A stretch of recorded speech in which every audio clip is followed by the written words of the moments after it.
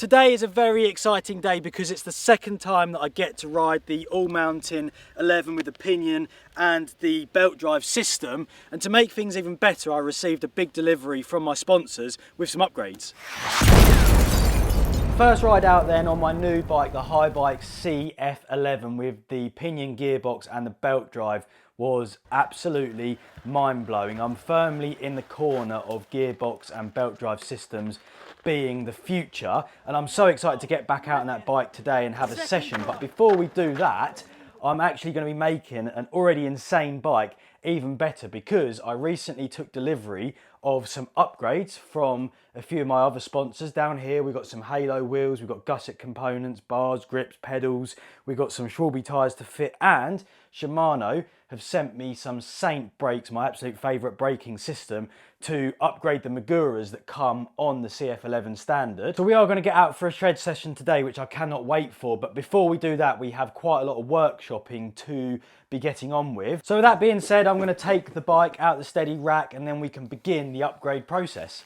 Just take a look at that gearbox with the belt drive system. That is some insane engineering. And the first job I actually have to do is remove the rear wheel, which is not so simple because it's not a chain and a derailleur. You simply just pull the tensioner down and there's a little pinhole that you can put a 3mm Allen key through to hold that down. That releases tension on the belt.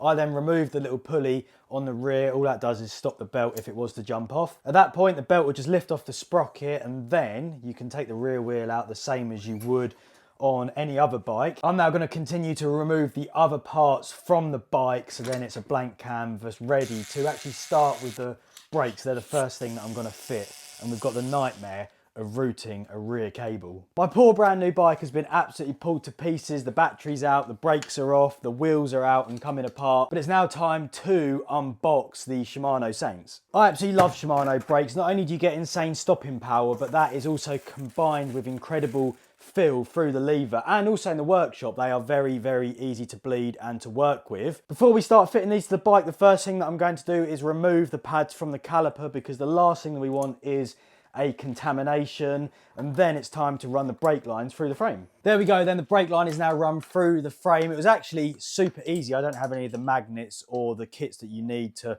run internal brake lines, and with these headsets sometimes they can be a bit fiddly, but that was actually very, very easy. Next up, I need to fit the bars and stem to the bike so that I can get the levers on, and then we can bleed the brakes. Bars and stem are now fitted to the bike. I actually run the same setup across all of my bikes because then it keeps it feeling very similar when I jump from the e-bike to the jump bike to the slope duro.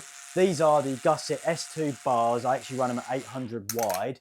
They are a 33mm clamp with a 20mm rise, and then the stem is the S2 stem, and that has a 33mm reach, which is actually quite short. With these fitted now, I can actually get the brake levers onto the bike, and then we can give these a bleed up, and the upgrades are coming along nicely then. Brake upgrade complete. The Saints look so good, and I know they're going to feel amazing when I'm riding. Next up, we're going to change the wheels. So let's unbox the Halos and then we can start fitting it. These wheels then are the brand new Halo Skelters. They're actually the perfect e-bike wheel because they are lightweight, but they're also really strong to take the heavier bike, and they also take big hits when you're riding downhill tracks or hitting big jump trails. Tyre wise, I've got the Schwalbe Albert Trail Pros in a 2.5 width. They're the perfect compromise between grip and rolling speed. And what's interesting with fitting this setup is I can't use a chain whip because it's a belt drive, so I had to home make a tool.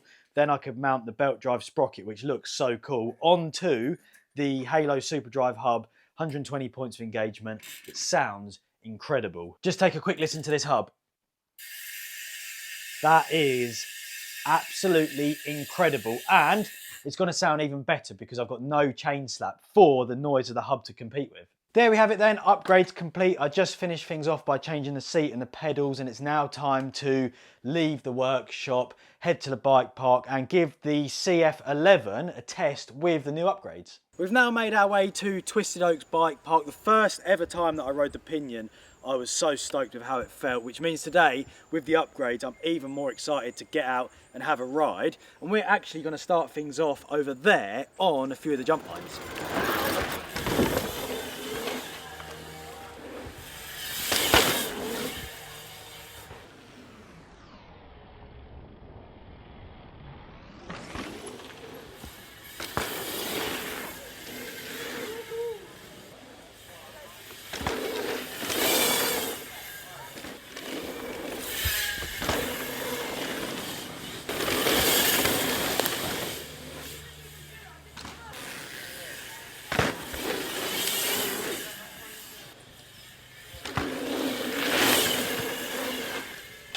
There's something about riding this bike with the belt drive, it feels insane. But Cara's now jumped from one side of the camera to the other, Yeah. and she's on her bike, and what are we going to do?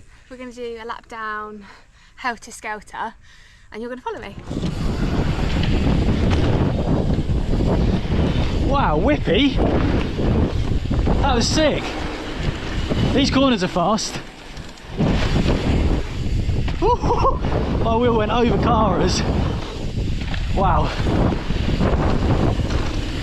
Nice, KJ.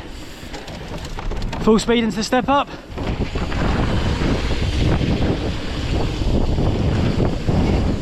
Oh, oh my God. That was sick. Nice one, KJ. I nearly overtook you there. I know. That follow cam was awesome. We actually got pretty close, and that whip on the first table was really cool. So what I'm going to do is try a few more in slow motion.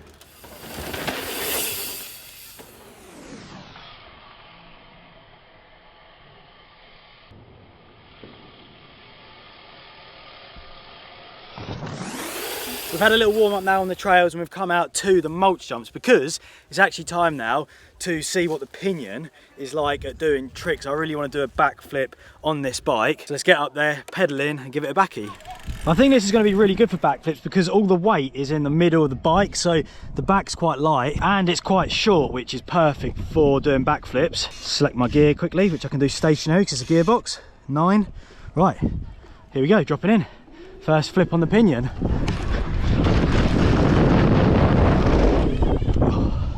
Yes, there we go, easy. Hey!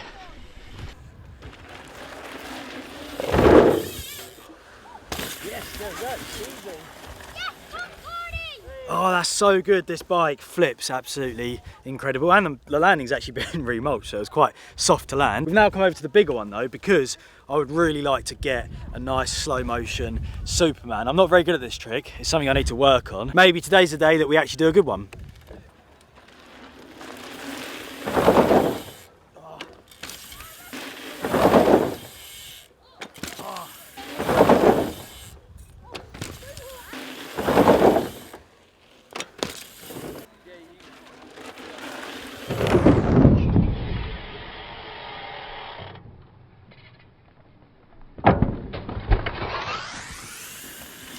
I'm actually really stoked with that Superman. For some reason it's a trick that I've always struggled with, and my body always goes like a right angle shape, but that one there was actually looking pretty good, and it gives me something to build off of now so I can practice and improve my Supermans.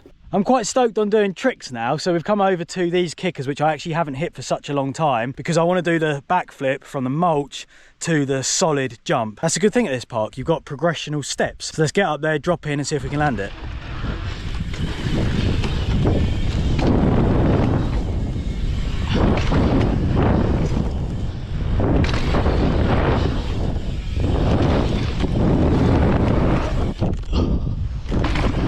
That was sick. That felt so good to get a flip to dirt on the Pinion. There's actually a bit of headwind as I came in there, which made it a little bit slower, made me question the speed, but I got a good pump off that roller and was able to just and pop the backy, which felt awesome. We're now going to do like a little steezy run through with a few other tricks, maybe a bit of slow motion thrown in there, captured from the side.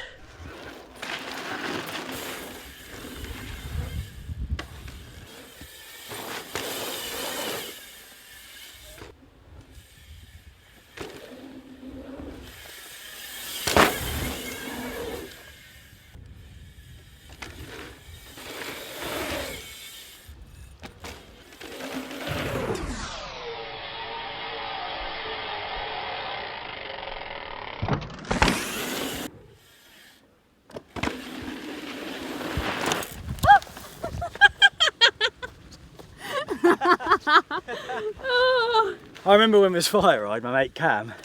Fire ride's like a jam, and my mate Cam roosted someone in the best whip, and there's a crowd there, and he covered someone's fish and chips completely in dust. That was cool though, I love that section. I actually haven't hit that for such a long time, and it feels so good to get back down here and hit some jumps on it. That doesn't make any sense. It feels so good to get down here and hit the jumps and do some tricks on them. This has been such a fun video. It's always a really good day when you get to upgrade your bike, and then when you get to ride Twisted Oaks with no wind and perfect conditions, it can't really get much better.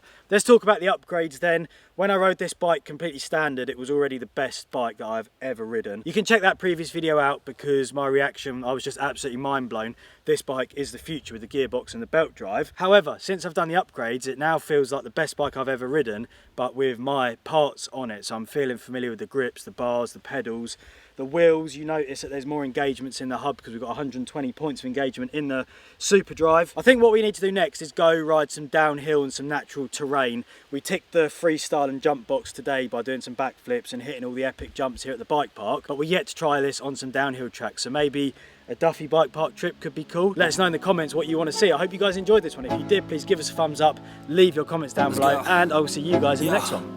I'm like an addict, do I gotta have it. I ain't even playing, got a really bad habit. If it moves, gotta grab it, fuse like a magnet. Lose, won't have it till I'm doomed in a casket.